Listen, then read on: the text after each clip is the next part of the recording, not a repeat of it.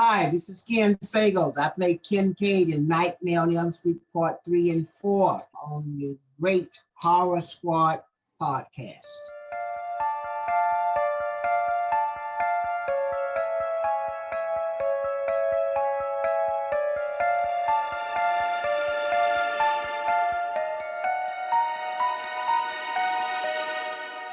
Hello, everyone, and welcome back to the Horror Squad podcast. This is episode number 434, where tonight we will be talking about 1984's A Nightmare on Elm Street, Part 2, Freddy's Revenge. I'm here, of course, as always, with Steve and Todd. Gentlemen, I know I've been a part-timer lately. I apologize. Work has been busy, but yeah, it's the way the cookie crumbles. I can't guarantee when I'll be here and when I won't, I guess, but I'll be here as much as I can. But a very, very exciting week here, as tomorrow, as of this recording, Saturday, May 16th, our movie, the final episode, will be releasing into the world. We are doing a very special friends and family screening for the world premiere at Cinema Salem. And then after that, I think Blu-rays will be available of what's left. So we'll let people know. And then digitally, that will be a little later. So if you want to see it as quickly as possible, I would say Blu-ray is your best route. Is that correct, Todd, would you say? Yeah, we're gonna have a number, like Joe said, at this premiere to sell, and to give away to people that backed it and that are there. Plus physical back, perks. We announced like about a month ago that we were transitioning to signed posters for the majority of the physical stuff, like pins and stickers and shit. We're just doing posters because they're fucking badass. So if you guys bought those perks, you get that. Plus, if you backed it for the Blu-ray, we got a shit ton of those, and then I have a bunch of supplies, guys, to make a bunch of these fucking things. And it's all, and like I got in a rhythm. Like I was making them, I was testing them, I was putting them away, sent them all over to Joe. He watched one already, and yeah, so we'll put out a link or whatever. We'll figure it out, but it's probably gonna be 25 shipped, and yeah, we'll have plenty. Anyone that wants one will get one.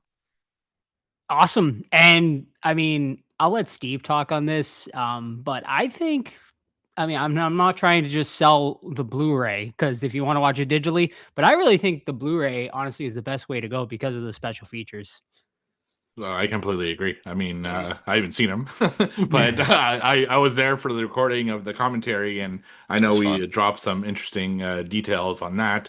And I've been told the making of is really funny as well. Just having been there, I could tell you that, yeah, we're not professionals, so we Lots of giggling, yeah, lots of giggling. We're not actors, so lots of like flubbing the lines and lots of just bullshit. laughing. And yeah, well, it's a good time, and Mhm. it's probably the best It's way very to fun. support us, to be honest, because it'll go into our next Yeah. movies. I was gonna say that too. Like everything that we sell is going back into the next. And we can spoil a little bit. We got two in the pipeline that we're loosely working on now. I'll actually start filming some stuff for one of them in June coming up here. But yeah, everything we sell is good. It's not going in our pockets. It's literally going back to the movies. So we appreciate the help. Absolutely. Yeah, so very, very exciting. Obviously, we'll do a full breakdown on next week's episode of the screening. I think Steve is going to I'll try to film some stuff as well. I think Steve as well is going to try to film some stuff, and I maybe better get we'll, some. I want to see it. I won't be there. yeah, Film it all. we'll definitely film some stuff, and maybe we can edit it together for like a little YouTube thing. I wanted to interview some of the cast that's going to be there, maybe get like reactions after the screening, just quick little 10-second snippets from people and stuff like that. So yeah, we'll make that happen for sure. So yeah, thank you to everybody who is coming to the screening, and thank you to everybody that is going to support the movie after the fact. I'm really excited to see everyone's sort of reaction. I mean, I think it's a super fun movie, and I think you guys are going to have a ton of fun watching it. And yeah, the Blu-ray, like I said, is the way. I watched the making of that Todd did, and it's super fun just to see everything. And the commentary puts a lot of sort of into perspective of how hard it is to make a movie, and sort of the challenges we had and the fun we had while making it. So yeah, that will be available for shipping I think I'll be shipping out the initial ones, whatever we don't sell at the premiere. And then after that, Todd will be shipping those out. So I would say, honestly, on Sunday, if you want to start messaging me, I'll let you know what's available. Sunday, May 17th, the day after the screening, if you want to message me and whatever we have available, I'll ship them out to you starting on Monday when the post office opens.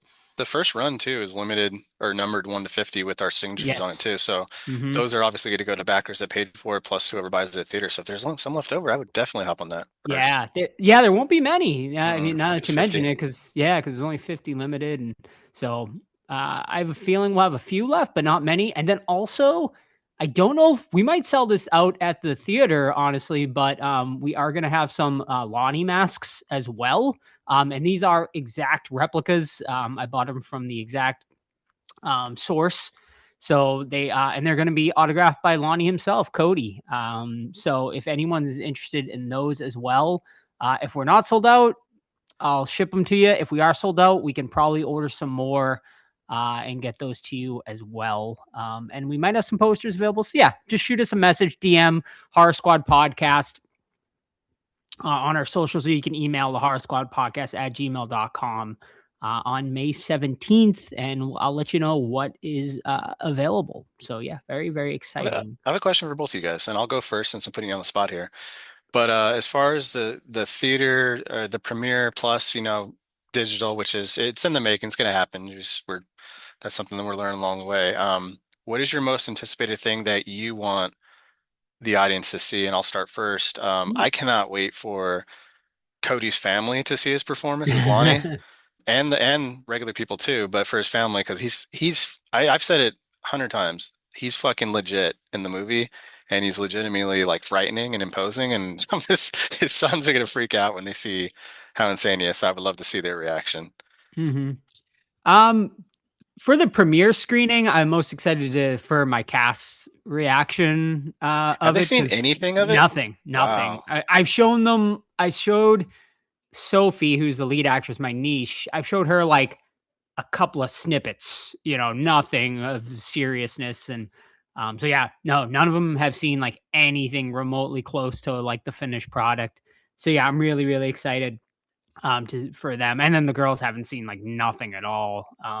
So yeah, I'm really, really excited for their reaction and to see, when you're filming something, it just is so different, right, than what the final product looks like. Like they were like, I don't know, like how this is going to look when it's done, you know what I mean? And then you see, so I'm really excited for that. And then after that, I'm really excited, obviously, for our listeners, like for the listener feedback. And and we want honest feedback. It can only make us better, right? So we're definitely down for constructive criticism, what we can do better in the future and whatnot. And so we're really excited, and we really appreciate all the support. Steve? Yeah, I'm right there with you with the listeners. I was telling people at my work, like, you guys are not going to get this. This movie's not made for you. It's really made for like primarily our listeners. They are going to understand what we're putting out here. It's. I think they're the ones who are going to probably appreciate it the most. Just because there's a lot of inside jokes, right? A lot of inside jokes, references, and stuff like that. So I think I'm excited to hear both their thoughts for those who are going, in person in Salem, and then also when we do our special movie club at the end of the month on, I think it's the 30th, where we're going to show it to other people who couldn't go to Salem. So it'll be cool to show them and start discussing with them.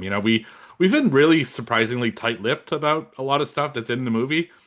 We keep showing kind of the same pictures, four or five like scenes or clips, and never like showing the rest of the movie. So yeah, I'm really excited to see what they think of basically everything. So yeah, definitely. Yeah. So we're finally, the finish line is here. Yeah. I mean, it's so exciting. And now we're on to the next project, and we'll keep you guys up to date for that as well. But for now, buy the Blu-ray, help support us, help get this next movie made. And we'll keep you guys updated on the next movie as well when that happens. But for now, the final episode is finally here and releasing. And now it is time to start the show. And Steve, I think it's time to spill a little tea. Let's do it. Oh, you want the tea? I'm sorry. We don't serve tea. Nope. Instead, you get a cup of Joe. And now here's Joe with the news. Alrighty, thank you so much, Chuck. And here it is, your cup of Joe for the week. And Todd just called me out. I think I said 1984 for a Nightmare on Elm Street at the beginning of the show. It's actually 1985. We don't want to be called frauds. All right, we don't want to be called frauds. I think right before the show started, I was like, all right, Elm Street came out in 84 to 85, and it was a little brain fart. It's okay. Someone was typing a message. Yeah, and there had to was. delete There it was because a Lonnie type email going straight out as the show was happening. All right, so here it is, your cup of Joe for this week. It has been quite a long time, ladies and gentlemen, since we have done our news because of my absences. So I apologize for that. Did you guys talk about the Resident Evil trailer by chance while I was away? Nope. No. All right. So Zach Krager did release a trailer for his new Resident Evil movie, which will be hitting theaters on September 18th. In this all new story, Resident Evil will follow Brian, a medical courier who unwittingly finds himself in an action-packed nonstop race for survival as one fateful, horrifying night collapses around him in chaos. And we also came to find out, apparently this takes place during Resident Evil 2, the video game. So I'm not a video gamer, guys. I played the first Resident Evil, and that's really about it. But this trailer looked pretty awesome. So, gentlemen, what'd you think? I agree. I think it looks really cool, man. I think it's in the right hands. Having a non-action cop badass character, whatever, centralized in the movie, I think is the right route because we've all seen. Yeah, if you play the games, you know what it's about. I mean, Resident Evil 2 is it's my favorite of the series, especially that remake from a couple years back. So good. But yeah, having a nobody as the lead, I think it's the right thing to do. And just seeing his reaction to all this wild shit going on, it should be cool. So the trailer didn't do much for me, to be honest, because it didn't feel very Resident Evil. But he did an interview around the same time that gave me more hope for everything. He says basically, it's like he said, it's a guy who happens to be there during the events of Resident Evil 2, and he slowly progresses like you would in a game. You know, he starts with no weapon and then finds maybe a stick, and then eventually, he's machine gunning people or whatever. I think it could be a really interesting take on the Resident Evil series to see it from someone more like us rather than like Todd said, like a police officer or a military guy or something like special ops. So it'll be really cool to see that. It could be hit and miss though. I think back to non-horror, but Assassin's Creed. They went a totally separate story in the Assassin's Creed world, and it didn't work whatsoever. But on the flip side, Fallout, which is more horror, it's very geared in the Fallout world. There are Fallout characters that you meet along the way, but the main characters are not from the games. It's like its own story within that world, and it's brilliant. So it could really go either way, but I do trust Zach Krager enough that I think it's going to be pretty cool. Absolutely. And I'm sure it's something we will be covering, so stay tuned. Next bit of news here, something I mentioned during our Blair Witch episode, and that is apparently a new Blair Witch Project film is in development. What makes this one interesting? Lionsgate is going to be teaming up with Blumhouse / Atomic Monster on this one, of course, which is James Wan and Jason Blum's studio together now. Michael C. Williams and Joshua Leonard have come on with the original directors, Eduardo Sanchez and Daniel Myrick, to produce this one, and also behind the scenes. Of course, the big missing name is Heather. Why she's not involved with this one, I don't really know. I assume she really, wanted to shy away from the franchise, I feel like, after the fact. But she has been very vocal about not getting paid for the film recently that we talked about. So I assume they are paying these people. So I'm kind of surprised she's not involved with this one. So maybe we will find out at some point why she's the one missing piece. But Michael C. Williams did go on to tweet about this one because there was a lot of speculation about what this is going to be. And he has confirmed that it is not a remake. So it is going to be a sequel of some sorts, whether this is going to be a prequel or something to do. We'll find out, but it is not a remake. And that is all we really know for now. Coming on to direct this one, though, will be Dylan Clark, who apparently is known in the YouTube horror space. And he actually is going to be adapting his horror short Portrait of God with Sam Raimi and Jordan Peele producing. So clearly a bright young mind in the horror scape, and we will see. That's really all we know for now. I'm excited. I don't know if Steve and Todd are as excited or curious. I'm down for it. All right. I'm down for it. I All like right. ghosts. I like witches. I like goofy shit. We all do. Bring it on. All right. Awesome. Yeah, we'll keep you guys updated. I mean, I'm glad they're not going the remake route. Do something different. I've always said do a prequel with the witch period piece type thing. I think it'd be the coolest thing to do with it, but we'll see what they have up their sleeves. All right, just a couple more quick ones to get through here. A little update on the Crystal Lake TV series, as we now have a premiere date for it. Crystal Lake will be premiering on Thursday, October 15th, and it will be exclusively on Peacock.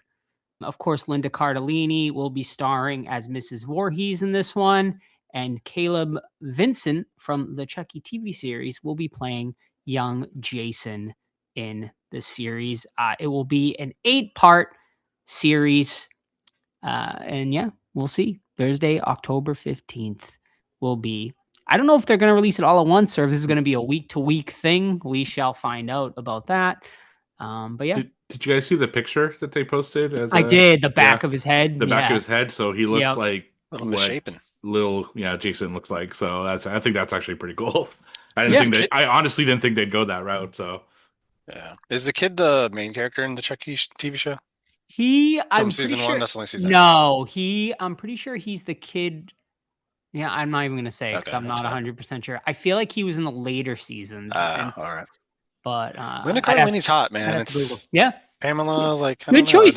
Are they gonna olden her up a bit?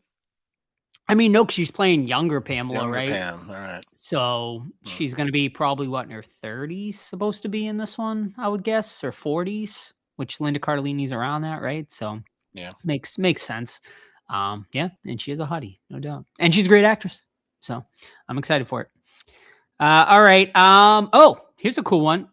A little update on the Ryan Coogler's X-Files reboot, whatever you want to call it. Some new cast members have been added and some pretty exciting ones, as Amy Madigan and Steve Buscemi have both come on for the series. Of course, they also earlier, Hamish Patel and Daniel Deadweiler will be playing sort of the quote unquote Mulder Scully type characters, even though they're not going to be Mulder and Scully. They'll be playing sort of the two lead detectives in this one. No real details about what Amy Madigan and Steve Buscemi will be having to do with this one, but they have joined the cast, and two amazing actors. Obviously, Amy Madigan just coming off her Academy Award-winning performance with Gladys, which is going to be coming out soon. Well, not soon, but within the next year or two. No details about that as far as because I've heard rumors that Amy Madigan might not be coming back because it might be a prequel. So yeah, we'll find out about that. But yeah, cool little casting update there for you. Oh, A Quiet Place 3 has begun filming. And that will be releasing in summer of 2027. Cillian Murphy is going to be coming back for that one, as well as the three main cast members there. What's Krasinski's wife's name? I'm drawing a blank right now.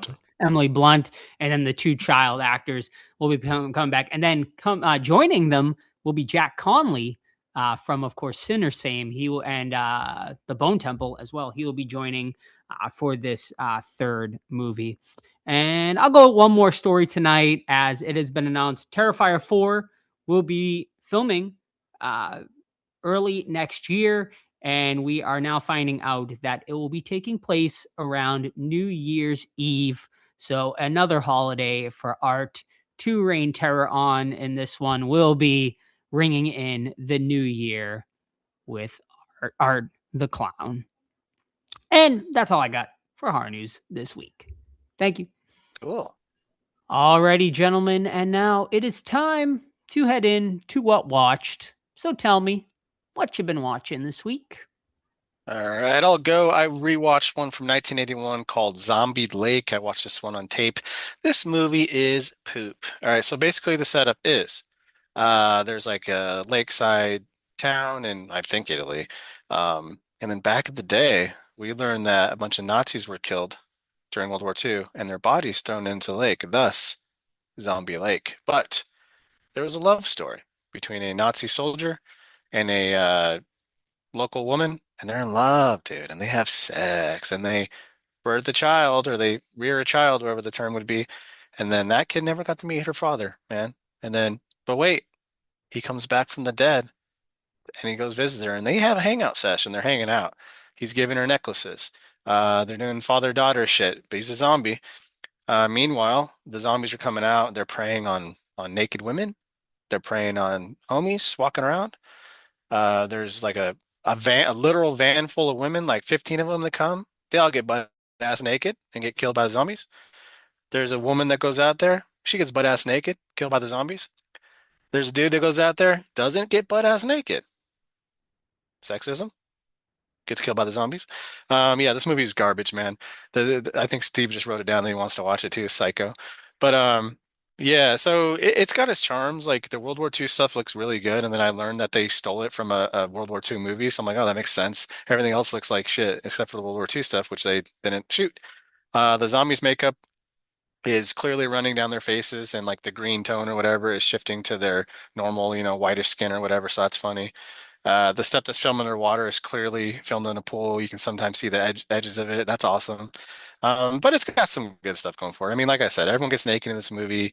The zombies look pretty neat in their uniforms, but other than that, it's a fucking slog. It's boring.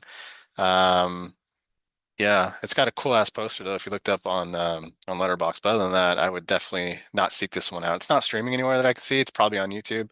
But Zombie Lake, I give a 1.5 out of 5. But that's up from a half. So I guess it's improving. All right. I've actually been watching a lot recently.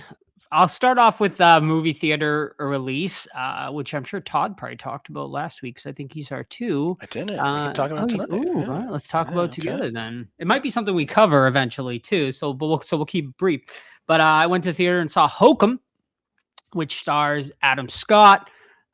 Basically, Adam Scott plays a writer who's kind of like down in the dumps, just not really in the best of moods. He goes on this sort of like vacation type into Ireland to write his book, and some crazy stuff happens. I don't want to really spoil it, but basically it turns into sort of this mystery. I'll say this like mystery happens, and he tries to like figure out what happened and tries to solve it. The hotel is allegedly haunted. Well, a room in particular is allegedly haunted by a witch. And I'll leave it at that. This is directed by, I forget his name right now. I want to say like Adam McCarthy. I could be totally off, but Damien McCarthy. Damien Close. McCarthy. Okay, that's close. Damien McCarthy, who did Oddity, as well as Caveat as well. Both great movies. So I was really excited for this one.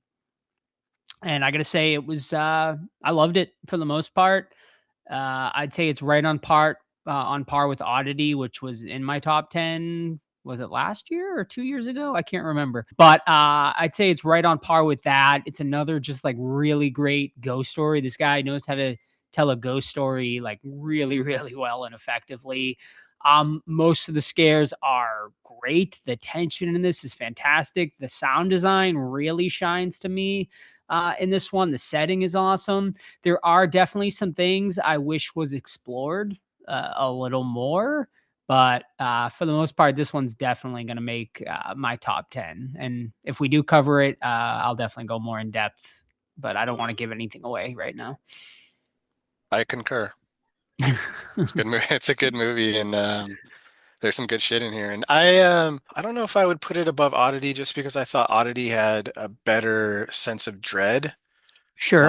But What? Hokum, whatever you want to say, had the more effective scares and more of them. So Mhm. I don't know. And then Adam Scott, I just love in general. Yeah, and he's good. He's Um, great in this. he is great in this. It's just his Mhm. character I had trouble liking for a while. Sure. But it's the way he was written, and there's a reason for that. So I don't want to spoil anything else for hmm Steve. But yeah, I really enjoyed it too, and it's currently sitting at number 2 for me for my hmm top 10. But I've only seen like 4 movies, so Yeah.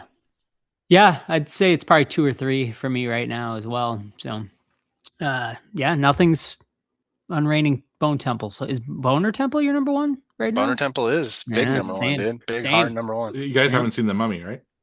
No, No, no. or I haven't seen the one where you're listening to shit either. Oh yeah, Undertone. Undertone? Undertone, Yeah. yep. Undertone's in my top. That's like that and Holcomb right now, or but 2 and 3. I've got to watch them both again. I actually had a really weird theater experience for Holcomb, which is why I need to rewatch it. Oh, wow. But there was a I mean, it's honestly a sad time of the times, honestly. But there was a dude with a backpack that kept like getting up and like leaving, and he didn't leave long enough to go to the bathroom, and then he would come back, and Sam's like, that guy's probably gonna murder us. And then the whole time it was in my head, and every time he got up and come back, I'm like, this is the time he's gonna come back and fucking shoot up this theater. Jeez. And it's like really sad, but like he did it like 4 times, and like every time he left, I'm like, what the fuck is this guy doing? And Maybe he's checking his phone. maybe, yeah, I don't know. I mean, like, clearly I'm here alive, but Mm. man, it Or was just are like or are you? it was just like distracting me. Yeah, right. It was distracting me in my head the whole time. So it definitely took me out of the movie a little bit. Um, What time did you uh, go to the movie theater? What showing? it was a Saturday like Oof. evening, so it was like Ugh. prime time, you know? Gross, dude. Yeah. I hate it. I Me went and Todd go at like 10 a.m. yeah. on Sunday. You know, No, like- not even. I did a Monday or Tuesday morning at like 9:45, dude. Yeah. Fucking rocked I it. mean, those are my favorite times too, but it was like that was a weekend I was like working a ton and Mm, stuff, and it was like the only time I had like any sort of opening. that sounds awful, dude. Really I don't wanted to remember see the last time I went to a primetime movie. Yeah, it's definitely I definitely don't recommend it for sure. All right. So my first one this week is a movie I watched over on Tubi, and that is 2008's Lake Mungo. So Lake Mungo is a mockumentary slash like found footage film. It's basically a girl who goes missing, and then they find her body, and then they check her, they bury her, and all of a sudden she starts appearing in like pictures and videos and stuff like that, and her family is getting really creeped out about it. So they think that's maybe some kind of paranormal message. It's like something's off here, something's wrong. So they exhume the body to make sure it's really her. It is, and then it starts taking twists and turns as to what exactly is happening. Why are we seeing her in these pictures? Why is she haunting, or maybe not haunting, or maybe haunting after all? Everyone. Is there like a ultimate like secret that she's trying to expose? And that's basically the gist of the movie. I'm not going to say too much more without, or else it'd be spoiling it. I love a good found footage slash mockumentary film, and this one started off really creepy. When they show her body, it's like fucking really realistic and gross, and they did a good job with it. The first few like pieces of footage slash pictures, they're pretty creepy. They remind me of the things I would like love to see on Unsolved Mysteries when I used to watch it. When I was a kid, and that music and everything. I don't know, it's creeping me out. But as soon as the first, I would say, like twist happens, where it isn't just kind of a linear story, something happens that changes things, it started going downhill, and then it takes twists and turns that just like, this is what you're going for with this fucking movie. Like, it was an odd way to kind of get to the end of this film, and it completely lost me, to be honest, in that second half. But I did really enjoy the first half, so I gave it 2.5 stars out of 5. I am glad I watched it finally, but definitely not one I would recommend. So that's Lake Mungo over on Tubi. Yeah, I remember not liking that for the reasons you said either. Everything had a twist. Same, and Yeah. that's weird because I feel like this movie's like universally like loved almost. Mhm. Like Yeah, for the and I most don't part. understand why. Yeah. Yeah, every character had a fucking twist. You're like, come on, Mhm. man. There's one twist in particular involving the neighbors. I'll just leave it at that. I was Mhm. like, what the fuck are we doing here? I'm like, what is it? And they show it and everything. Weren't I'm they like, fucking? God damn. Yeah, like it's a three-way. Anyway, Jesus yeah. Christ. Ooh, Ooh, what's wrong with shit. that? Oh. All right. My next one is not really horror, but it's adjacent. And I think when you talked about it's Begonia from last year, director Yorgos Lanthimos, that guy fucking slaps, dude. I love his work. But this one's about Emma Stone. She plays like a high-powered female boss CEO type chick, very powerful in the world. And then Jesse Plemons and Aidan Delbus play side characters that work for a company, but like in the, shipping department or something. And Jesse Plemons is like the ringleader of the family, and he's really into fucking conspiracy theories, and he swears that Emma Stone is an alien, and she's here like destroying Earth because he's like into nature, and he's like all the fucking bees are dying because your company does this, and you support killing the environment, and he's 100% convinced that she's an alien, and he's gonna make her fucking um, talk with him about her surrender and her species leaving planet Earth. So the movie, I'm not going to spoil what happens, but the movie is about, watching her capture and her imprisonment with these guys and trying to figure out, is Jesse Plemons and crew full of shit? Is Emma Stone's character full of shit? What's really happening? There's some side characters going on. There's a lot of tension going on, and then you're just in the middle of it, trying to figure out for yourself like what is true and what is not. I loved it. I thought the acting was fucking great on all parts, with the standout being Jesse Plemons, but everyone else did a fantastic job as well. But that guy can fucking act, man. He plays like unhinged, crazy, that character very well. And then the director, if you've seen his other stuff, you're gonna know what kind of style he's going for. So either you like it or you don't. But yeah, if this was a little bit more horror, this would definitely have made my top 10 pretty high. But at the end of the day, it's a sci-fi crime kind of thingy, psychological horror-ish, but not close enough in my opinion to be on horror list. But I fucking loved it. I gave it a 4.5 out of 5. Agreed. I'm pretty sure I had it in my honorable mentions Hmm. during that because I didn't think it was horror enough, like you said. But yeah, that one's awesome. Yeah. All right. Well, ladies and gentlemen, hold your breath because I watched one of my movies that I don't even know if this one was the punishment It one wasn't. or It if was this my my movie like of the month thing for like October of last yeah. year. Well, I watched one of the movies, trying to check one off here, and I was like, let me watch one that I actually want to watch and that I've been wanting to watch. One I've never seen, but man, the VHS art or the poster art is one I remember quite vividly when I used to go to the video store. And this is 1989's Society, which I had no idea was directed by Brian Usna, who has done Reanimator, some of the Reanimators, if I'm not mistaken, as well as he's done some other stuff too, because I remember the name. The Dentist, I think, as well. But yeah, so this one, man, I don't even know. This one is weird. But it's basically about this like kid in high school who lives in this like really sort of like rich neighborhood. I think it's Beverly Hills, if I'm not mistaken. And basically, like everyone around him is like acting really weird. His parents, his sister. He sees his sister naked in the shower at one point, and she doesn't even seem to really mind. But yeah, man, I mean, which is a really cool scene because it looks like her head is like completely turned around or whatever. And so like he's seeing like all this like weird shit like around him, and he doesn't know really what's like happening. And it's basically, I would say like 3/4 of this movie is him like trying to decipher like what is happening in this part of Beverly Hills, and all these like weird people like acting sort of out of sorts, and even his girlfriend's acting weird. He's seeing all these things. Is he going crazy? Is he not? Blah blah blah. Then we get to sort of the finale and sort of all is revealed. Yeah, man.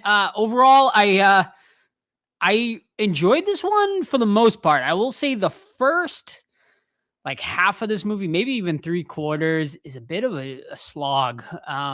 Not much really happens. There's like a couple of tidbits here and there. Like I mentioned that shower scene, which is really interesting. And then there's like, he has sex with his girlfriend and like her body's like all distorted and stuff. So you're like, oh, that's really, there's like a lot of like really like small, cool things. But for the most part, like the first like hour of this movie, you're just like, okay, like I guess if I'm patient, if this pays off, maybe it will be worth it. And it does. It pays off great, like just awesomely in the final 20 minutes, which is fucking some of the coolest and most insane like practical effects and just like imagery I've seen in quite a long time. I can see why this movie is regarded like as sort of a 80s classic, because it's just, if you've never seen it, it's just like insane. Like some of the shit that happens in this movie.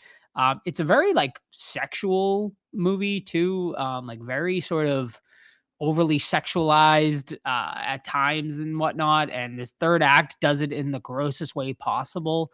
But it's really, really cool. I'm really glad I saw it. I give it a 3.5 out of 5 because if it wasn't for the finale, I wouldn't even bother like rewatching this one. But that finale is worth every single minute of sitting through the first like hour of this movie, because it's unforgettable. And no doubt about it. And if you've never seen it, I definitely recommend checking it out at least once just for that last 20-30 minutes, because man, kudos to the practical effects team. The whole budget clearly went into that ending, and it was fucking awesome. So yeah, that's Society from 1989. Nice. Which Glad you finally you can watched it. watch, yeah. Which it's available pretty much everywhere for the most part. I think Tubi maybe, and I found it on YouTube, as it's also on YouTube completely unedited, like nudity and everything as well on there, so you can watch it on there as well.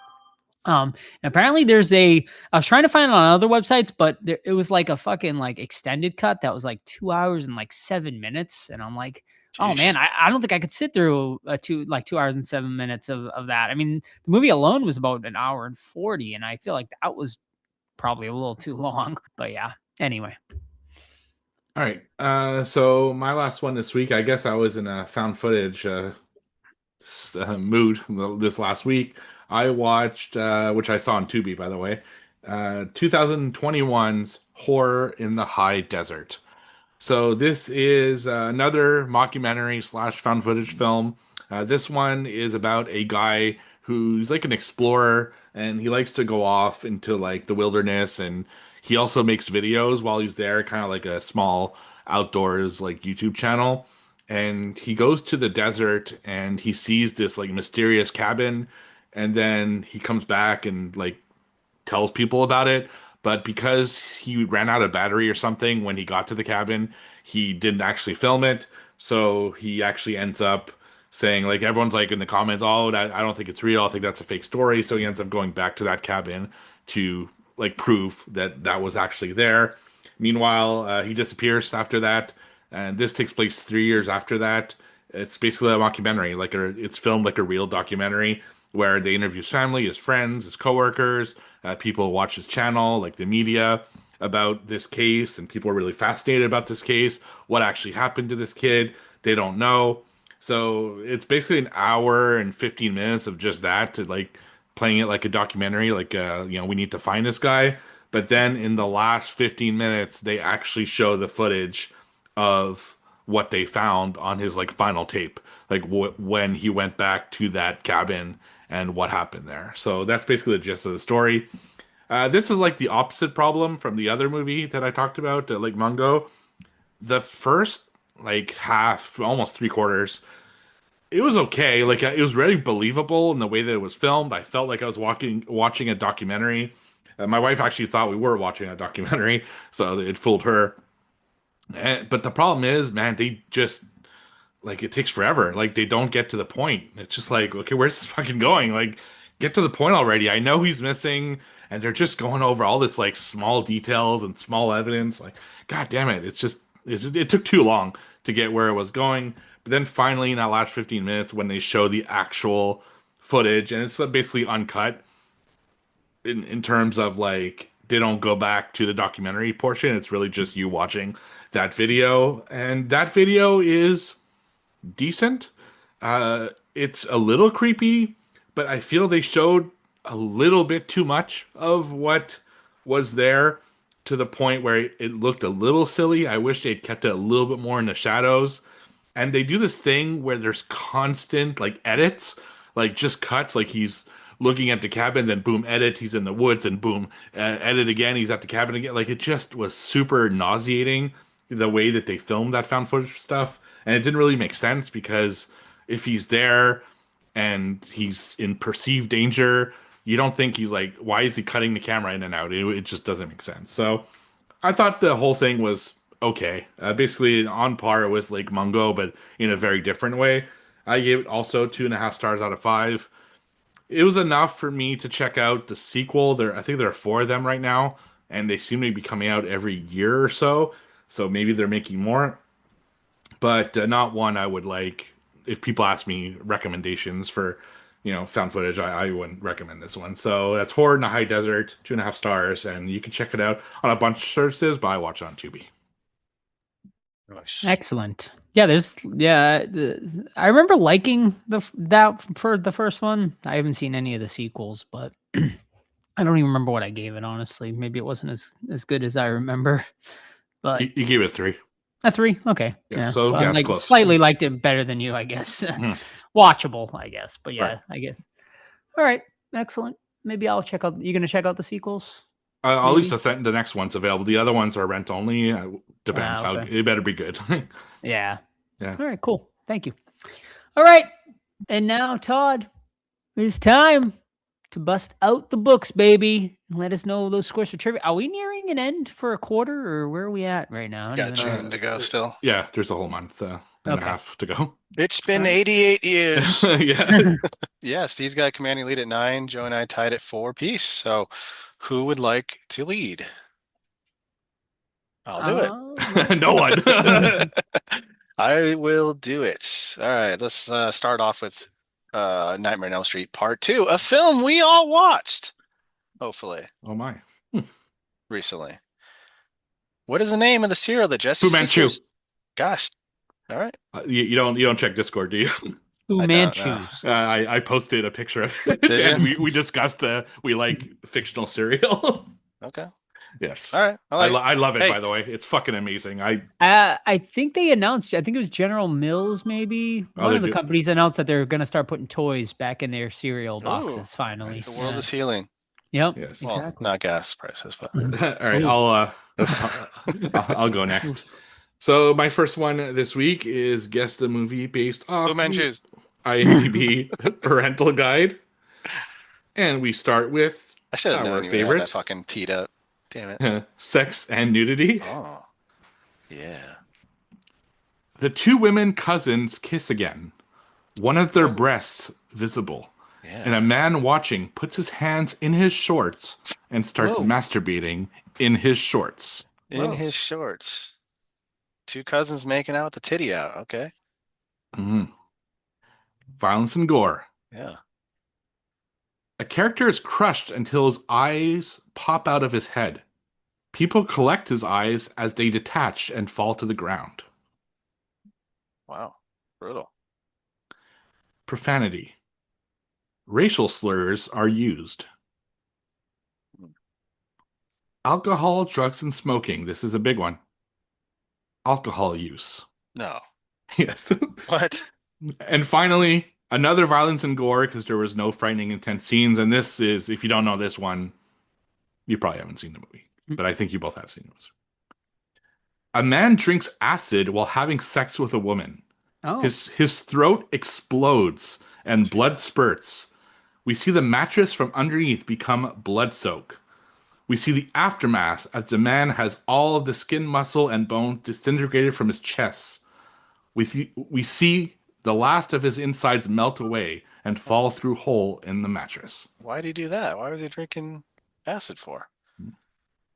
That's it. On purpose? On accident? I have no idea what this movie is. It sounds cool, though. Joe? No? No. I got nothing. I'll give you guys a hint. Okay. I do have a theme this week, and it has something to do with this movie we're reviewing tonight. What do we? Oh, yeah, Nightmare on Elm Street 2. Who's in this fucking movie? Robert Englund is. Mark Patton, which I haven't seen anything else of his. I did, but I don't remember what it is, so it's not that. Yeah, I think he did a couple things and he quit acting. Yeah. This is a Robert Englund movie. We're thinking maybe. We'll Might see. be something to do with this movie. Eaten Alive. Oh, A good guess, but no, wrong. I don't think he drank acid in that one. No, Oh, Todd, like, do you want to guess before? I have nothing.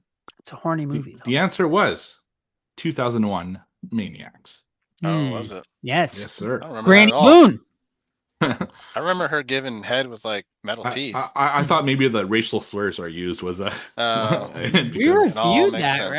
right? I don't think so. No, I think we. that's when we did. I think we. I'll check. I have the list handy. We We did. did the master list. We did. I remember watching. checking the it for some master reason. list.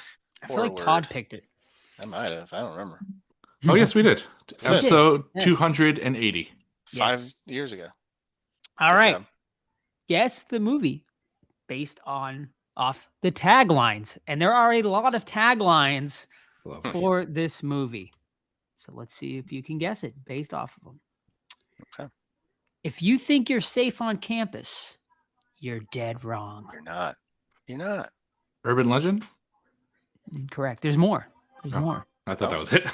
No, Blew his there's load. a lot of taglines. I'll let it go because I don't know if you. I won't let it go though. All right.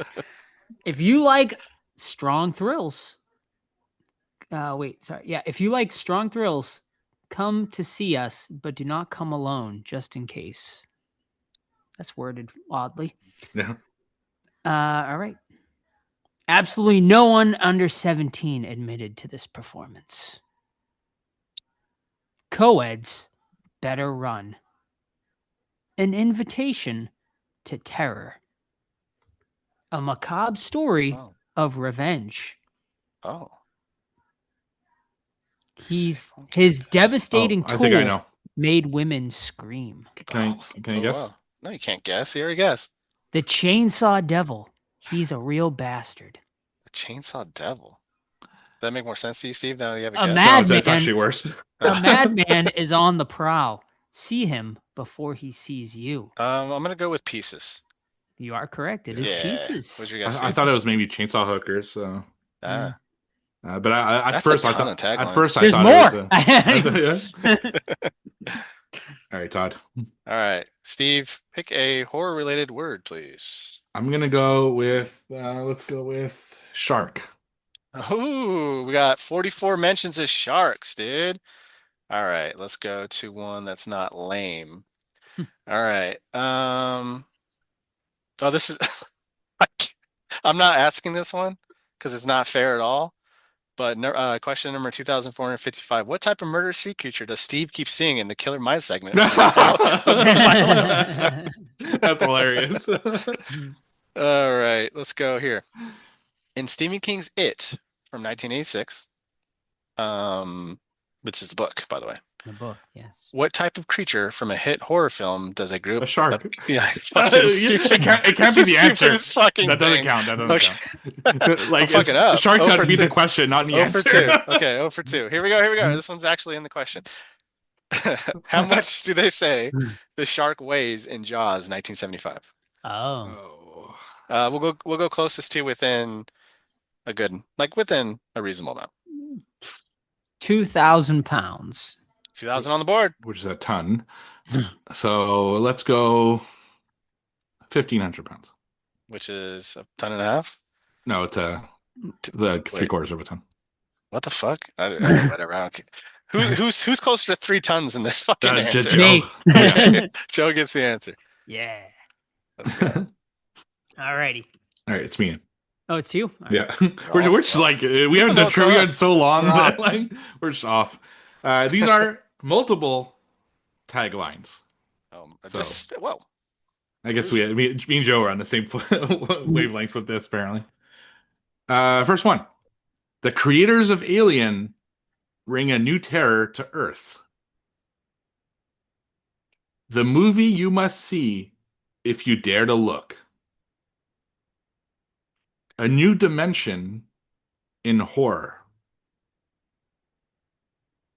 It will take your breath away. All of it. Oh.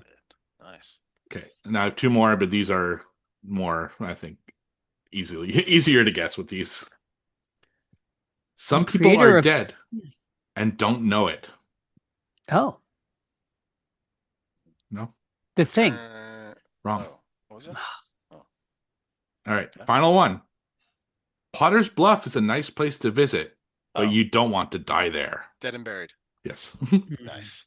I was about to say Return of the Living Dead because I thought maybe Dan O'Bannon, which wasn't he involved in Alien? Yeah, Maybe? I think so. Yeah. Cool. All right. No, your turn. 3 letterboxd reviews. Can you guess the movie? We'll see. This is one of the best Italian horror films around.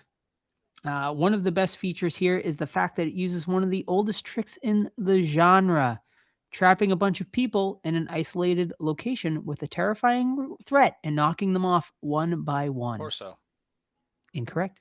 No. Oh. Too early. Damn it. All right. Number 2. Great look of the villains and lots of blood. And that was Todd. That was me. Well, that's very thorough. Mm-hmm. And number 3. This would be the giveaway if you've seen the movie. Shit. Just when you think this can't get any better, that man has a motorcycle and a samurai sword. Motorcycle and a samurai sword. God damn. That is very specific too. Mm-hmm. Like, the only thing I can think of has nothing to do with Italian horror. So it's might be was that either of your reviews or was that No, just random? it wasn't. I honestly don't even have a fucking clue. No? That doesn't, you know, Okay. unless it was Night Riders, but I know it isn't because that's not Italian. Is it Cemetery Man? Nope. That's a good guess. 1985. I don't know if we've ever reviewed this one, honestly. Samurai sword and a motorcycle from 85. We're gonna go Phenomena. Nope. I don't know. I will say try to remember again the first one about used one of the oldest tricks of trapping a bunch of people in an isolated location with a terrifying threat and knocking them off one by one. The samurai sword and a fucking motorcycle though. I don't know, I'm just gonna go say Stage Fright since it's my favorite Italian film. Incorrect. The location was a movie theater. Oh, it's Demons. And the movie is Demons. Oh, Yes, okay. dang it. Mm-hmm. Dang it. All right, Todd. Right. Joseph, pick a movie or title or whatever. Let's go with Ghost. Ooh, there are 44 instances of Ghost. How does the evil ghost mom mark the kids that she is targeting in The Curse of La Llorona from 2019? Oh man. Jeez. Me and Steve reviewed this one, I think without you, Todd, if I'm not mistaken. Yeah, right? That was I forget what Todd was off that one, but so how does this is like it's probably my third episode ever. That was wow. that one. Yeah. From 2019? Well. Yeah. Yeah, so once again, how does the evil ghost mom mark the kids that she is targeting in The Curse of La Llorona from 2019? Damn, if I remember. I haven't watched it since that. I don't remember her marking. Marks them with like blood water or no, incorrect. No blood water. Ectoplasm. Ectoplasm is incorrect. It's something physical. I don't remember. I don't remember. She grabs them and it burns their arm. Ah, yes. I vaguely remember that. La Llorona. La Llorona. They're making another one, I believe. Yeah, they are. I believe, yeah. A sequel. The Cursor. Which is crazy. I didn't think I'd ever see a sequel to that movie. All right. Done well. Guess the movie by the cast. Oh. Number 1. I think you've heard of him. Brad Dourif. Know him. No. Number 2. Danielle Harris. Know her well. Urban Legend. Correct. You bitch. You bitch. He was trying to throw us off. Wait, yeah, they're in the movie. It counts. They are. No, I know, but your first initial reaction would be like Halloween or something. Right. True. I did say it's a Robert Englund theme, kind of. You're right. He was actually next on the list. So. I don't remember Danielle Harris in Urban Legend though. What is she in? She's like the goth friend. Oh, okay. She gets Mhm. killed when they think they're fucking, and she Yes. like the other chick. Mhm. Okay, gotcha. Yep. Is that it? Just Joe Um, left. Oh, Joe, you left. Oh, all right. Guess the movie based off the IMDb information. Okay. This movie was released in the year 2021 Mm-hmm. with an R rating, clocking in at 1 hour and 51 minutes. Categorized as body horror, psychological horror, serial killer, slasher horror, splatter horror, supernatural horror, whodunit, crime, and mystery. All of them. Just Just throw say them what all it's not together. in there. Jeez. Currently sitting at a 6.2 out of 10 over on IMDb with a Metascore of 51 out of 100. Cast: Maddie Hassan, Annabelle Wallace, George Young, Jean Louisa Kelly, Nope. Jake Abel, Nope. and Ruben Pla. Nope. And I'm not leaving anyone out. Oh, wow. That's the whole cast. Yeah, pretty Great. much. Hmm. All right, tagline. I will say this is a movie we definitely covered, and I believe may have been in people's top 10s from that year. Great. Tagline. There's only one, and it's not going to give you a new vision of terror. I feel like that's used like quite a bit. It is. A I'll let you guys give you a guess, and then I'll give you the director, which is the Um, only one I'm leaving out, which would probably be a 2021. giveaway. 2021. That fucking Becky movie. No. No. Okay. I don't even if I can have a Don't guess. even have a guess. No. Okay. 2020. I don't I did have a theme tonight. If you think back to the other two movies that I've said tonight. Forgotten. All right. Director: James Wan. Malignant? What was it? Malignant? Yes, correct. Okay. It is Malignant. My Yes. theme was Giallos, which of Giallo. course Malignant is a Giallo, sort of a homage to Giallos in some way. Yeah. All right. 2's a piece for everybody tonight. Steve with his 11, and me and Joe stay tied at 6. Right? Well, we're just trugging along. Maybe Chugging we'll do it next along. week. We'll see. We don't We'll know. see. Who knows? Could be never like know. another 3 weeks don't know. before we do trivia again. All righty, gentlemen, thank you. And now it is time for our main event of the evening as we review A Nightmare on Elm Street Part 2, Freddy's Revenge, directed by Jack Shoulder and starring Kim Myers, Clue Gulliger, Robert Russler, Mark Patton, and Robert Englund as Freddy Krueger.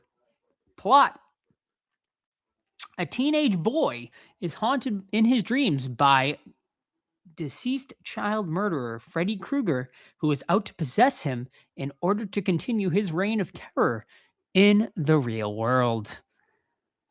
Now, Todd, before you give us an excellent plot synopsis, Steve, this was your pick. Why'd you pick this one? Simply, I like completions, and I saw Who a hole. doesn't?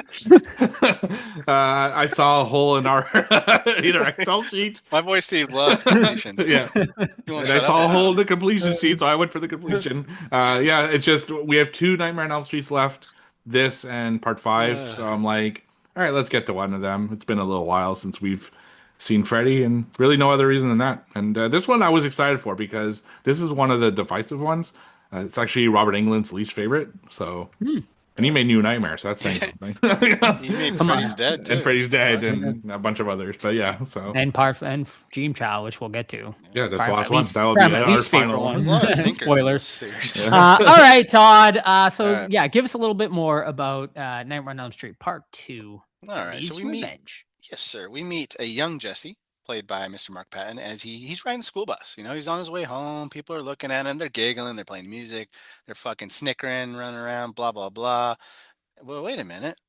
Is that Freddy Krueger driving the bus? Oh shit. He takes him out to the fucking, him and a couple girls out to the fucking desert, and he's gonna fucking kill him and turns into Freddy Krueger. And he's like, fuck. And he wakes up and he's screaming.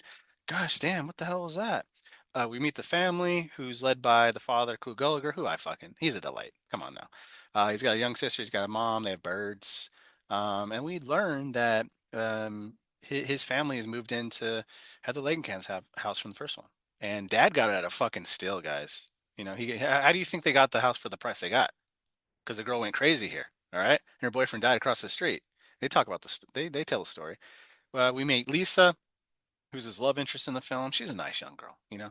They're in high school together. We meet this guy that's, I guess, kind of supposed to be a bully, but not really, because they become best friends immediately, and they start getting hijinks together. They start they start pulling down pants in the middle of baseball, and they wrestle, dude. And then they get detention by um, the gym teacher, who's, you know, I'm gonna say this now, is like this movie has a lot of homosexual underlying things, and I'm not trying to be mean to anybody. I'm just gonna say how it is because this is a well-known thing about this movie, right? So they get picked on by the, I'm assuming, closeted homosexual PE teacher for whatever reason, and they meet him at a BDSM gay club later on, and he starts fucking, hey, do fucking push-ups for 9 hours, dude. And then now we're following along as Jesse, the main character, keeps seeing Freddy Krueger, and Freddy might be trying to get in the real world by using Jesse as his like little vessel. So now we're following along as, of course, no one believes him. That a guy named Fred Krueger's running around with a stupid little hat on, a little bitch boy, 5 foot nothing, 100 pounds. You can throw him in the pool and drown him like they should have done at the end of the movie, but they don't. And then yeah, so we're following along as this group. Basically, it's a retelling the first one, but with a male protagonist. And yeah, for starters, I've always enjoyed this one. I've never, you know, understood the hate. There's plenty of things I don't like in this movie we'll get into later. Mostly that, you know, Freddy being in the real world already is kind of weird. Like to switch gears already this early in the franchise is kind of strange. I don't think Freddy is an imposing character, so when he's in the real world, he just looks like you can beat the fuck out of him, especially these able-bodied teenagers that are all fucking fit and physically capable to beat his ass. They're all scared of him and shit. It's like, come on, man. Um, I think Jesse, played by Mark Patton, is a really fine actor. He screams a lot, which is probably has a lot to do with how he got the role. They're like, hey, let's hear you scream, kid. And he screams and like, yep, you're hired. And I fucking hate the ending. I hate it. I hate how they defeat Freddy Krueger. It's stupid. But honestly, I think the characters are pretty likable. Um, the gore is fucking on point when it happens and needing more of it. And yeah, Clu Gulliger's in it. So automatically get an extra star for me. Yeah, so I always remembered me like not loving this one. So it's kind of been the one I probably watched the least amount of times in the whole franchise. Just because they like negated the rules of Freddy, which I always found to be like a real turnoff for me. Upon this rewatch, I decided to go in with way more of sort of an open mind on this one. And like as just sort of a standalone, I think it's definitely entertaining.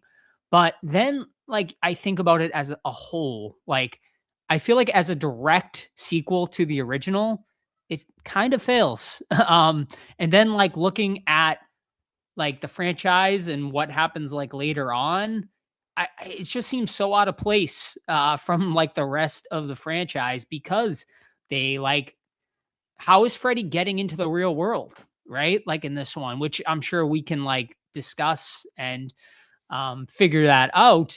But man, I think like Freddy, this might be his best look, and he might be at his scariest here. So that part is cool, and there's definitely some really cool moments. But yeah, man, there's a lot of weird stuff, obviously, in this movie. Obviously, you have to discuss sort of the whole like gay stuff in this one. This is sort of obviously is to the fans known as the gay Nightmare on Elm Street movie. I think the director even acknowledged that he sort of intentionally did it. So I find that to be like super interesting. Also, the actress here looks exactly like Meryl Streep, Kim Myers. Like it looks like a young Meryl Streep. If you told me this is Meryl Streep, I would believe you, which is just funny. But I do like sort of, I do really like the, I think they have great chemistry, Mark Patton and Kim Myers here. Going with a male lead in this one, I think was an interesting choice. I have a whole thought about like how this movie could have been better, but I'll get into that after Steve. But overall, I'm torn once again on this one. But I will say I liked it better rewatching it this time than from what I remembered. So I'm about on the same wavelength as Joe here. I enjoy watching it. Like it's entertaining. I think there's a lot of things that I like about it, particularly the way that Freddy looks. Minus one detail, which is I don't like that he doesn't have his glove. He has the knives coming out of his finger, and that just like I don't know, it just looks fucking weird. That I don't love. But I see where they were going with it too. I think you have if you go back to 85, this is the only sequel. They decide to go a completely different direction. We've done the dream stuff. Let's try something different where he tries to get out of the dream. And well, we'll talk about it in detail after. I won't go too much into it. I don't think he ever does come out of the dreams the world. I don't think that's him for the majority of the movie. I think it's just in his mind. But I just think there's some interesting things they did. The execution could have been better. I think that's the main problem. And then going back to dreams in 3, 4, and 5 makes this movie, in retrospect, look really like out of place, And I think that's also a big problem. So there are definitely issues here, but at the same time, I think there's a lot of really cool shit. There's a lot of great visuals. I remember this movie particularly because I'm a big fan of the Fright Flicks trading cards. I used to collect them as a kid. Just for my birthday last year, I bought myself the entire set, including like unopened packs and stuff, and the display case and everything like that. And one of the movies they featured heavily is this one. So I had a lot of pictures off, as a kid before I even saw the movie, that I would associate with this movie. And there are a lot of cool fucking gore scenes and practical effects scenes. But then there's some really goofy shit, like the whole locker room thing. And yeah, there's a lot to talk about. So I'm glad that we're doing it because both what we see on screen, but also like a really interesting fact that I love about this movie is they didn't hire Robert Englund back for this movie. They filmed 2 weeks of this movie with another actor playing Freddy and then realized that it didn't look right. So they hired Robert Englund after and just reshot the majority of the film except the locker room scene. It's still the other Freddy playing the locker room Freddy, but you barely see him because they tried to like cut away from him as much as possible. Yeah, it's still an entertaining movie. There's stuff I love about it, but there are definitely some big issues as well. Mm-hmm. I'm pretty sure that guy's done some cons too. That like locker room Freddy guy. Freddy Krueger does, right? Yeah, right. Yeah. Ass slap Freddy. Yeah. We'll get into that. But I want to touch on something Steve said, because I was kind of thinking the same thing about like whether you think Freddy actually ever came out of the dream sequence or not, because my whole thought was like, this movie, I really love the idea of having Freddy getting into someone and killing for them, like like Freddy, like the kid goes to sleep and Freddy basically takes over this kid's body and is like killing, which I think is awesome. But then I feel like that whole rule is sort of broken because I'm like, okay, it's like Freddy never actually comes out. Like Jesse's doing all the killing stuff. But then I feel like the pool scene negates all that, right? Because like Jesse, like I feel like that whole pool scene makes it confusing. Well, I don't know. Is what I guess you take is what you're seeing real, because the supernatural shit like happens where like the pool starts boiling, and are we to think how can Freddy sort of do that if and none of these kids are dreaming, right? So like Freddy's coming out of I don't think Freddy's there. If you look at it like really carefully and people's reaction to Freddy coming out, they're not reacting to a supernatural burnt figure with claw hands. They're reacting to like a dude they kind of know acting crazy, and they're like, dude, like chillax, like we can help you. They would, I think, if there was actually Freddy in his like fucking fucked up face and everything like that, they would have ran. They would have been like, fuck that, like this guy's gonna kill us. They couldn't get away from it. I mean, some of them tried to, and then the like majority don't. They stand there and like they try to talk him down, and I don't think they do that if it was Freddy. But here's where I have an issue with it, right? Because Freddy is not. What we learned in that first movie is Freddy can't do anything supernatural outside of the dream world.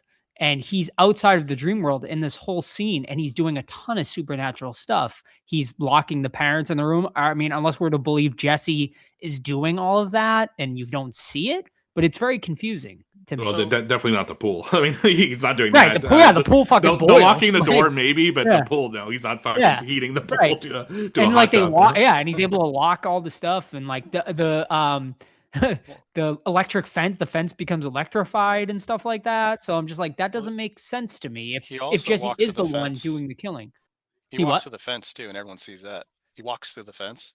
Right? Yeah. Yeah. So I mean, if I we're I yeah, so like that's where like that whole scene confuses me. yeah I think it's Jesse killing the entire time, but Hmm. I think it's Freddy at the pool scene, which I mean, they already broke the rules of the movie, right? He's trying to get out into the real world, so it doesn't really matter at this point if he can get out because Jesse Yeah. can't fucking do any of that other supernatural shit, but it seems that Freddy can. I don't know. I always thought that it was Jesse the whole time with like a little Hmm. possession kind of thing going on. Which I like. I think that's a cool idea. I Yeah, just because he's feel always like bloody and shit, and I screwing feel like around and sad. I The feel like they need to execution make it was more poor. obvious. Yeah. Yeah. Yeah. Yeah, and then I thought it was always Freddy getting some power and coming into the real world for that one scene, and then that's why he gets defeated so easily by fucking stupid ass Love because he's a little punk bitch, and then he gets kissed, and then the movie's over because he doesn't have that much power. That's what Hmm. I always thought about it.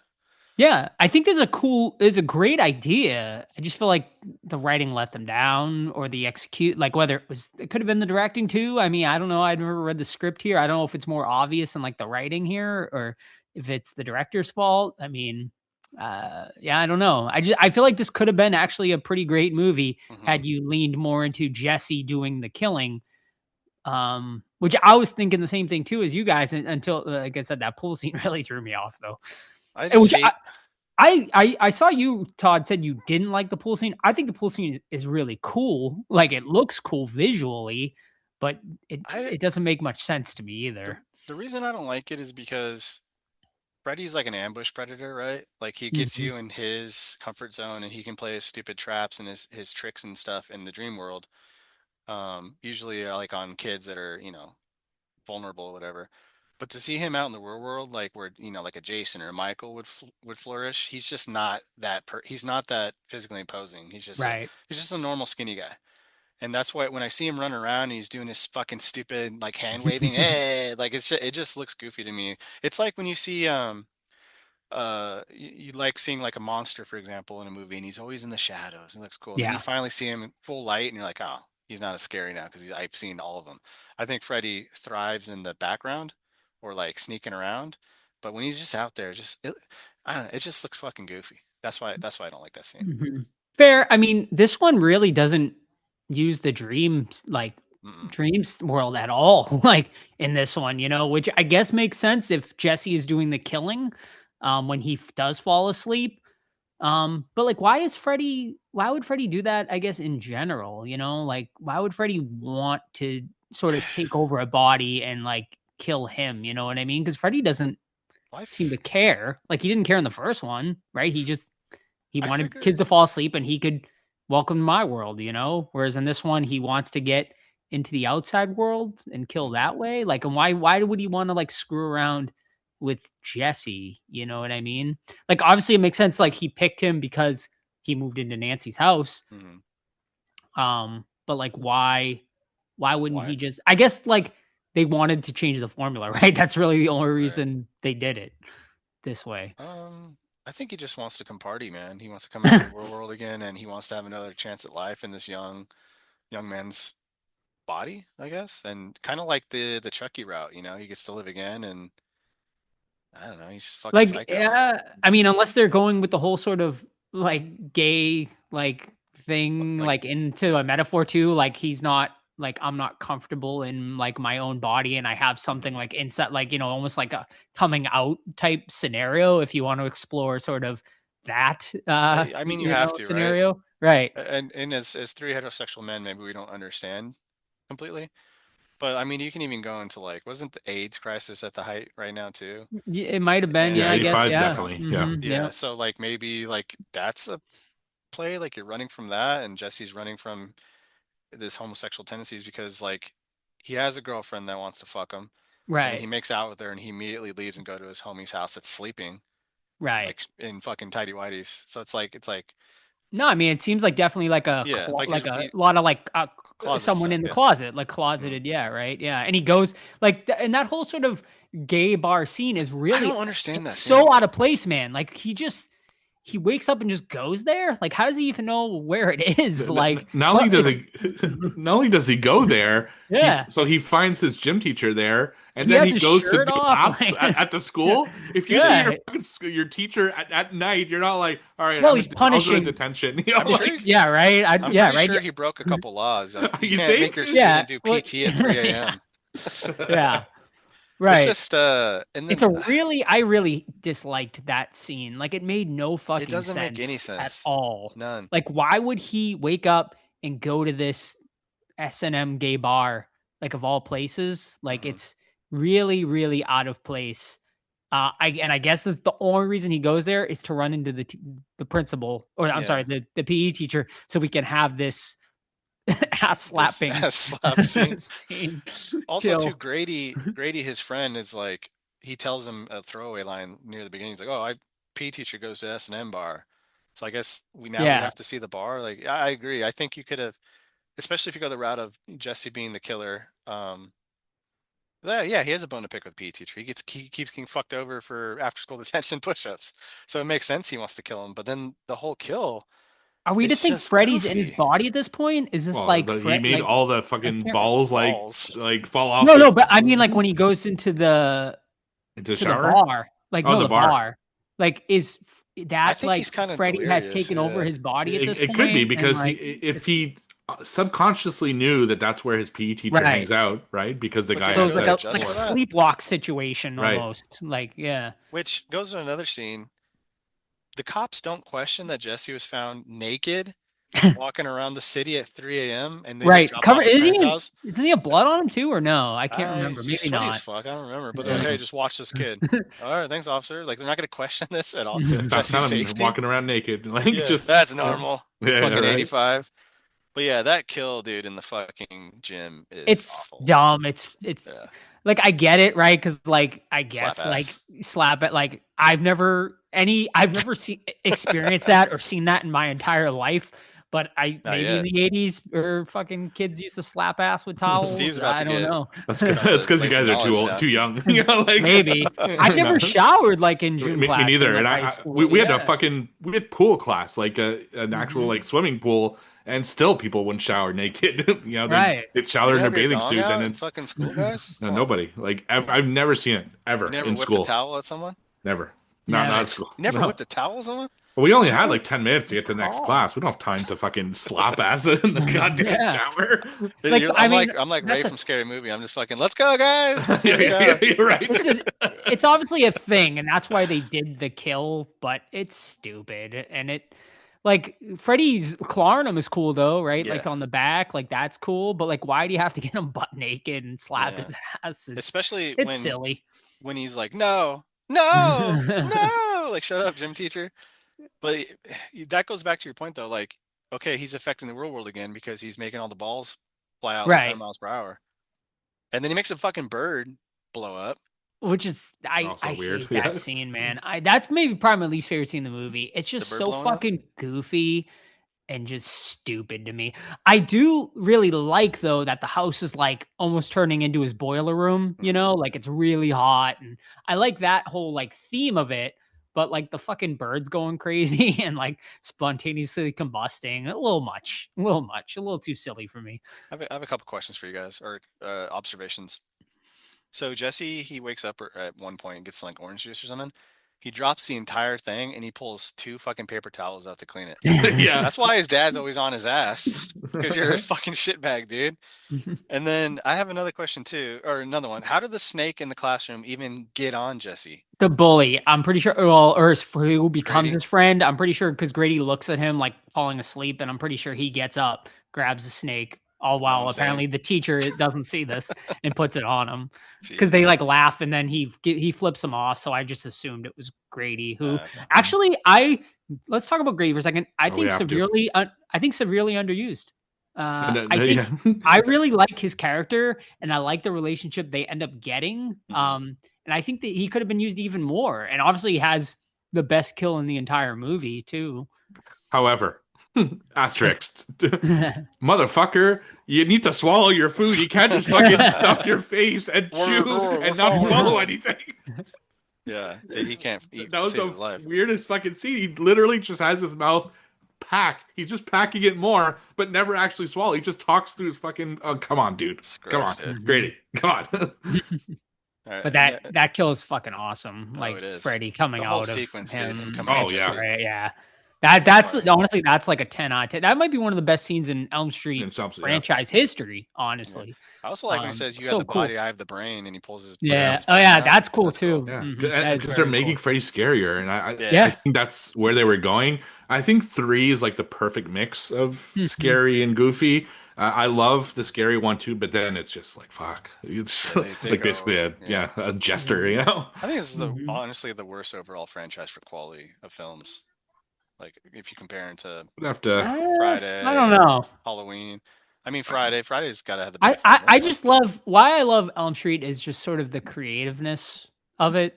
Like, and I just feel like your typical Friday 13th and Halloween's don't have it, Like they're great movies, right? Like I like them, they're slashers and stuff. I just love the creativity that you can do with Freddy and the Dream World, which is I Right. think it's probably why it's my personal favorite, I guess, of the major franchises. But I agree, there's a lot of stinkers in it, no doubt about it. But I had a weird. It's kind of strange. So Jesse's trying to go out with his girlfriend. He has to clean his fucking room. So he goes to leave. His dad's like, "Nope, go up, clean your room." But then Lisa shows up saying, "Oh, you invited me over. When did you invite him over?" He was leaving the house to go see you. Like when did that happen? He's a very likable character, though. Jesse? Jesse, yeah, He and is, this yeah. sort of seeing him being a fucking goofball, like dancing and stuff like that. It's Which goofy, but honestly, it's dude, fun. that shit will take you 10 minutes if you stop dancing. Yeah, right. What else we got here? Oh, okay, there's we something- need to oh, talk yeah, about the jump into it. goddamn demon dogs. Oh, What the God. fuck is that? Baby I don't- face things? I don't understand it. Why? 'Cause Because she's not dreaming, right? Faces. No. No.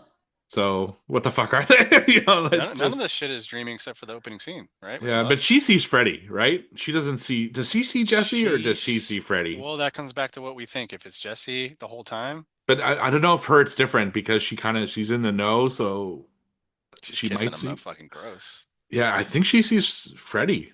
Really? I think because she's like in the know that somehow. Does she though? Because she's like the whole time she's like I feel like she's like pleading with Jesse, right? Well, like, to come out, like I think, yeah.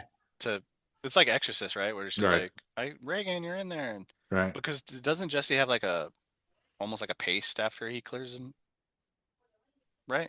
Like he Yeah. has makeup on it. Yeah. Yeah. At the end, after he like wins, Mm-hmm. I just hate that they win because they kiss and like he loves her or she loves him. Like, Freddy always dies in the stupidest fucking He ways. does. Like He's let's always- face he's a it. little punk. Yeah.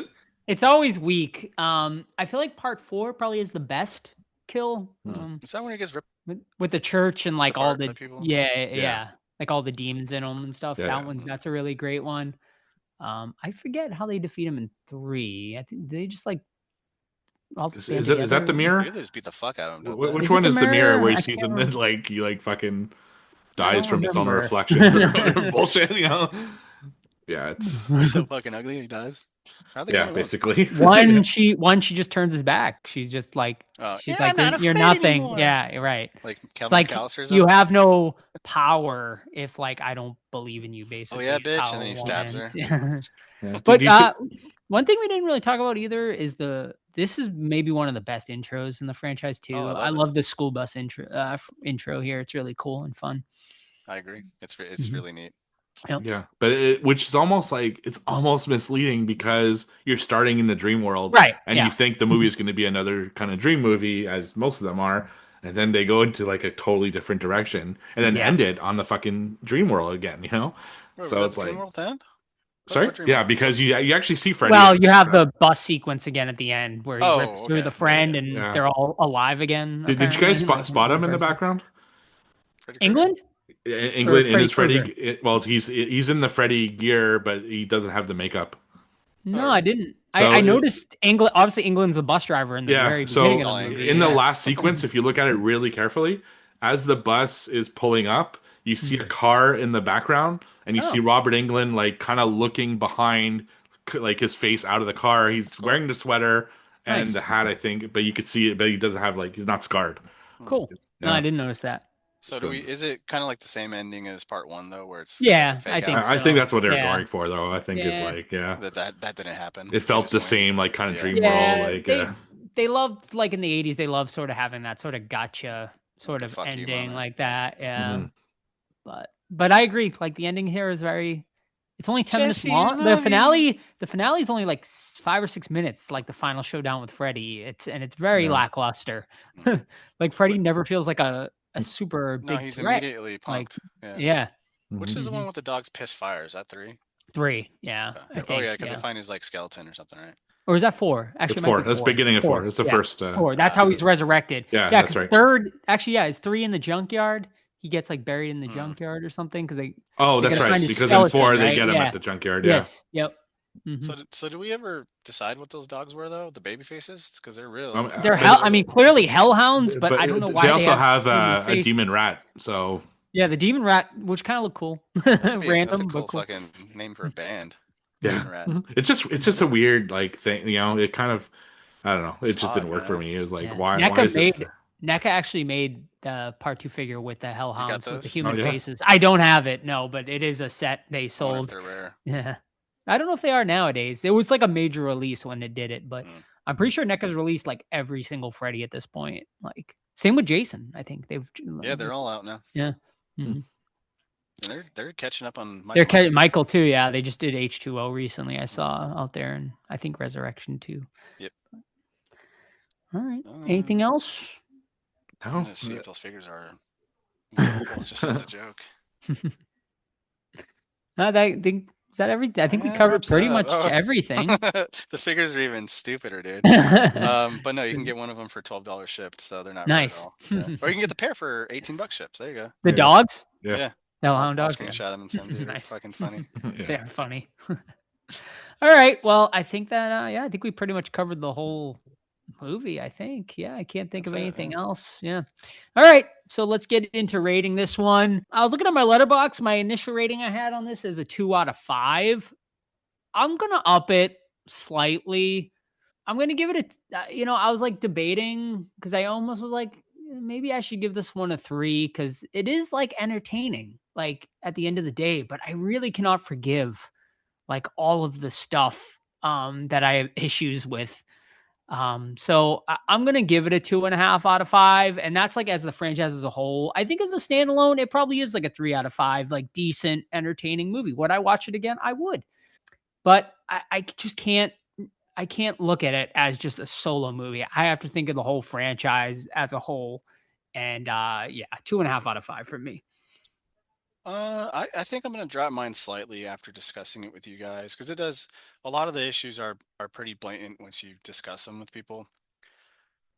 Gore, yeah, I agree. That's probably the most memorable Gore bit for me when he comes out of his body. That's so fucking Mhm. cool looking. But yeah, there are a lot of issues that are a little bit convoluted. I think they could have tightened that up a little bit and just like stuck to a theme and just been like, okay, if it's a theme for homosexuality, cool, but let's stick to that and let's establish the rules for Freddy instead of going back and forth with some of the stuff, and then the pool scene. I just don't like it. So Hmm. I initially came out at 3.5. I'm gonna drop it down to a 3 because I still like it. And I think Mark Patton does a great job, and hopefully his health improves. 'Cause I know he's been going through some stuff. Yeah, he's Mm.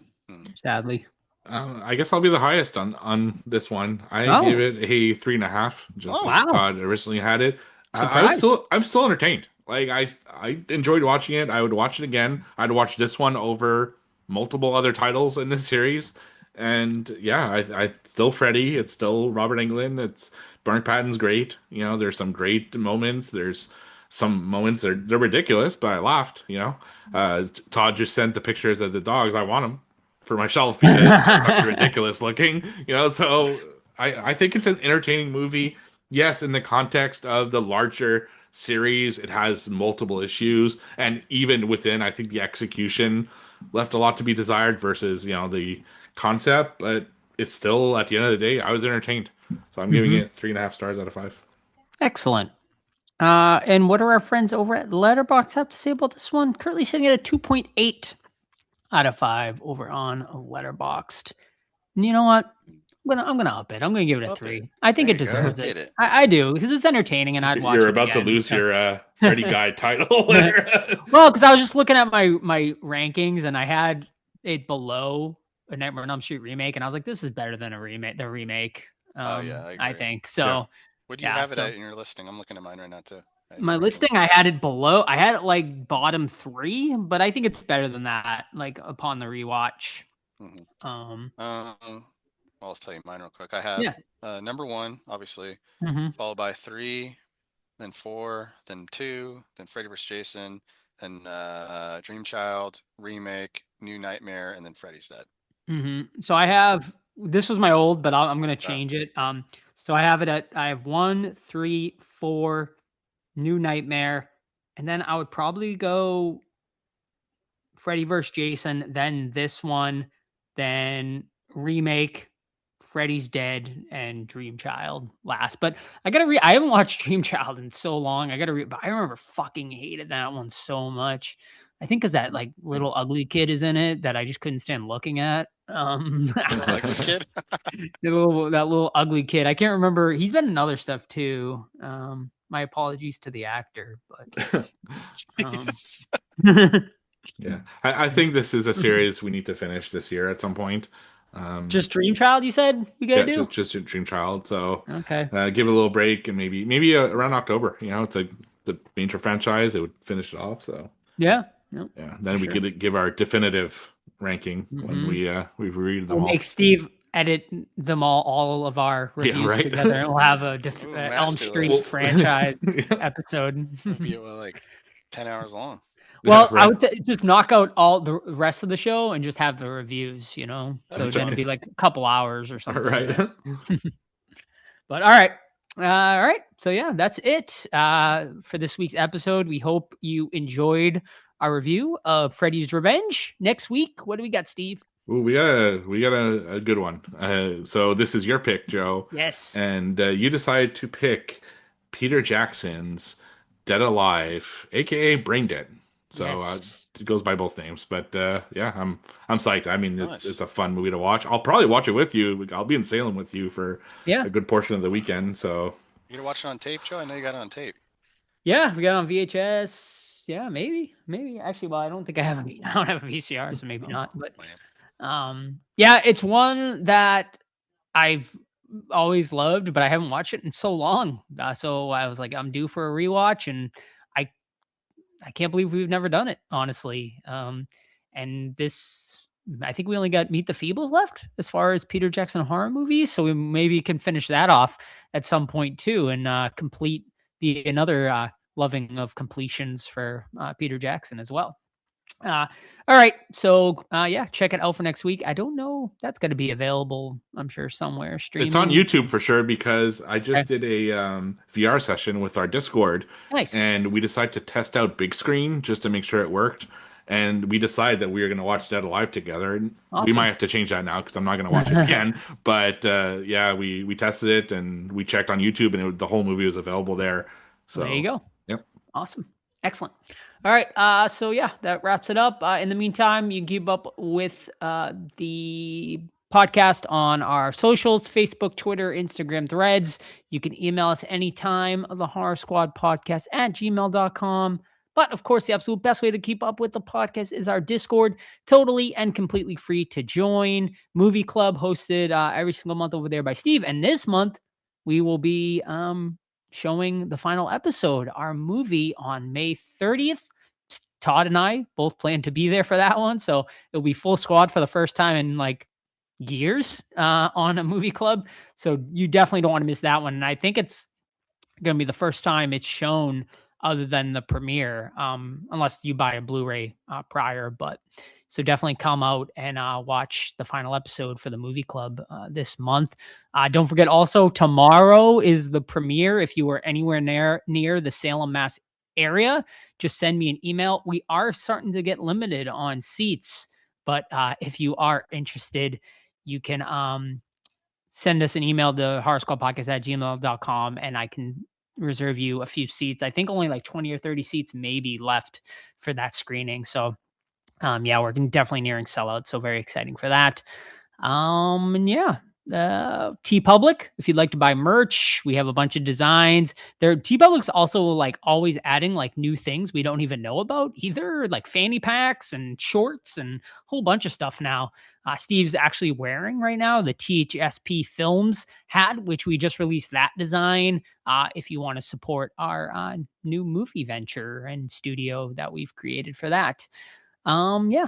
And leave us a 5-star review on your favorite podcast app if you haven't already. That helps us greatly. And that's it, folks. So we'll see you next week for Brain Dead, aka Dead Alive. I forgot for a second, but yeah, that's it. All right. See you. Bye. Bye.